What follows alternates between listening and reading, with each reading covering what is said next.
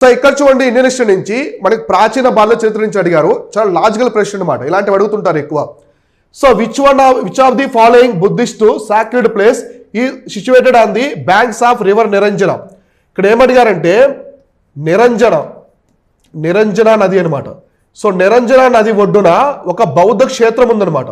So బౌద్ధులకు సంబంధించినటువంటి పవిత్ర క్షేత్రం. So బౌద్ధ క్షేత్రం ఉంది, అది ఏంటి అని చెప్పేసి అడుగుతున్నారు. ఏ నది ఒడ్డునంట? నిరంజన నది ఒడ్డున. మీకు గుర్తుందా, గౌతమ్ బుద్ధుడు తపస్సు చేశాడు కదా, ధ్యానం చేసి ఆయన ఏంటి మోక్షం లభించింది ఆయనకి, అంటే జ్ఞాన మార్గాన్ని సంపాదించాడు. ఈ జ్ఞాన మార్గాన్ని పొందినటువంటి ప్రాంతం వచ్చేసి నిరంజన నది అనమాట. నిరంజన నది దగ్గర ఆయన ధ్యానం చేశాడు. ఏ చెట్టు కింద? రావి చెట్టు కింద. కాబట్టి అది ఏంటి ఆ ప్రదేశం అడుగుతున్నారు ఇప్పుడు. బుద్ధగయ, కుషీనగరు, లుంబిని, రిషిపటాన్. ఆన్సర్ వచ్చేసి బుద్ధగయ అనమాట.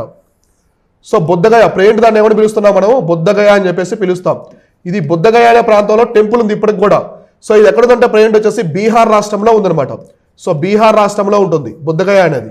ఈ బుద్ధగయ అప్పుడు పేరు వచ్చేసి ఉరువేల అని చెప్పేసి పిలిచేవాళ్ళు అప్పట్లో. ఇది గౌతమ బుద్ధుడి కాలంలో ఉరివేల అని చెప్పేసి పిలిచేవాళ్ళు అనమాట.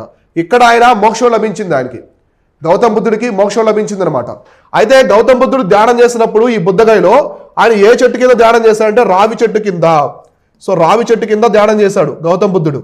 తన అంతఃపురం నుంచి వచ్చిన తర్వాత గురువుల దగ్గర బోధించుకొని ఆ బోధన తీసుకొని రావి చెట్టు కింద ధ్యానం చేసి జ్ఞానాన్ని సంపాదించి జీవితం అంటే ఏంటి, నిజమైన జీవితం అంటే ఏంటి, ఎలా జీవించాలని చెప్పేసి ఆయన మొట్టమొదటి ఉపన్యాసాన్ని సారనాథ్లో ఇచ్చి ఆ బౌద్ధ మతం అంతా కూడా వ్యాప్తి చేశాడు అనమాట, సంఘాన్ని ఏర్పాటు చేసి. సో అర్థమైందా? ఇక్కడ మనం చూసుకుంటే కుషీనగర్లో ఆయన చనిపోయాడు, లుంబినిలో జన్మించాడు. సో అర్థమైందా? కుషీనగర్లో చనిపోయాడు, లుంబినిలో జన్మించాడు. కాబట్టి ఇది బర్త్ ప్లేస్ అనమాట. లుంబినిలో జన్మించాడు, నేపాల్లో ఉంటుంది. సో ఇది వచ్చేసి డెత్ ప్లేస్ అనమాట. చనిపోయిన ప్రాంతం వచ్చేసి కుషీనగర్ యూపీలో ఉంటుంది. బుద్ధగయ వచ్చేసి బీహార్లో ఉంటుంది. ఈ బుద్ధగయ వచ్చేసి మనకి యునెస్కో వరల్డ్ హెరిటేజ్ సైట్ అనమాట. అంటే ప్రపంచ వారసత్వ ప్రదేశాల్లో ఇది కూడా ఒకటి భారతదేశం నుంచి. కాబట్టి గౌతమ బుద్ధుడికి సంబంధించిన ప్రదేశాలు యూపీఎస్సీలో కూడా చాలాసార్లు అడుగుతున్నాయి అంటే ప్రశ్నలు. నేనేం చేశానంటే మన ఇండియన్ హిస్టరీ మాడ్యూల్లో మీకు చెప్తాను కదా, బుద్ధిజం చాప్టర్ మొత్తం చెప్పిన తర్వాత చివరిలో కొన్ని ఫ్యాక్ట్స్ చెప్పాను. అన్నీ కూడా ప్రతి చాప్టర్కి ఇలానే చెప్తాను నేను మన ఇండియన్ హిస్టరీలో. అన్నీ చెప్పిన తర్వాత మీకు ఫారెన్ ట్రావెలర్స్ ఇవన్నీ కూడా చివరిలో మళ్ళీ లిస్ట్ అవుట్ చేసి చెప్తాను. అవి చాలా చాలా ఇంపార్టెంట్, ఎక్కువ వస్తాయి. సో ఇలా నేను మళ్ళీ హైలైట్ చేసి కొన్ని స్పెషల్ లెక్చర్స్గా చెప్పాను అన్నమాట. చివరిలో చెప్తాను ఆ క్లాస్కి ఎండింగ్లో. కాబట్టి మనం ఇండియన్ హిస్టరీ మాడ్యూల్ ట్రై చేయండి, చాలా చాలా బాగుంటుంది, మీకు బాగా నచ్చుతాయి క్లాసెస్. చాలా తక్కువ టైంలో నీట్గా ఎక్స్ప్లెయిన్ చేశాను ఇండియన్ హిస్టరీ మొత్తం కూడా. మీరు రెఫరెన్స్ బుక్ చదివే టైంలోనే మీరు 2-3 టైమ్స్ రివైజ్ చేయొచ్చు అనమాట. అంటే రెఫరెన్స్ బుక్స్లో కేవలం 60% మాత్రమే మీకు పనికి వస్తుంది. కానీ మన మాడ్యూల్లో చాలా రెఫరెన్స్ బుక్స్ నుంచి ఇన్ఫర్మేషన్ తీసుకుని చాలా నీట్గా తయారు చేయడం జరిగిందనమాట.